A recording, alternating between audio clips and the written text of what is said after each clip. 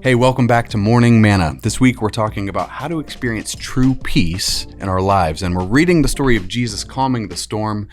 And so far we've read how the disciples, they're sailing across the Sea of Galilee, and now a violent storm has come upon them. The boat's filling up with water. It's a crazy situation, and here's what happens next. Let's pick up our story at Mark chapter 4, verse 38. This is what it says.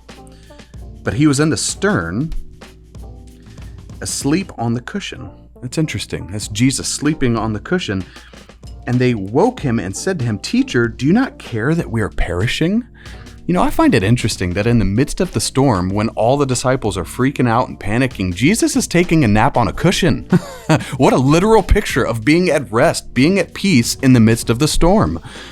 And what an ironic question. They just asked, "Teacher, do you not care that we are perishing?" Of course Jesus cares. In fact, that's the whole reason he came to earth, to make a way to save his people so that whoever believes in him shall not perish, but have eternal life. Jesus has never given the disciples a reason to believe that he doesn't care. So the real question is, why are they asking this question at this moment? See, I think it's a fear-based response. Here's what I mean. Sometimes when we get stressed out, overwhelmed by our circumstances, and caught up with what we see happening around us, we start to feel out of control. And it's in that moment of feeling out of control that we wrongly assume that God's abandoned us, like he doesn't care. Hence, do not care if we're perishing. But in case you haven't realized it by now, control is an illusion. You never really were in control to begin with. In fact, the only person in control is God.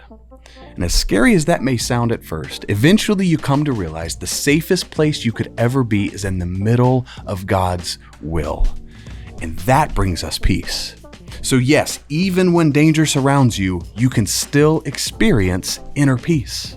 In fact, I'm reminded of Psalm chapter 23.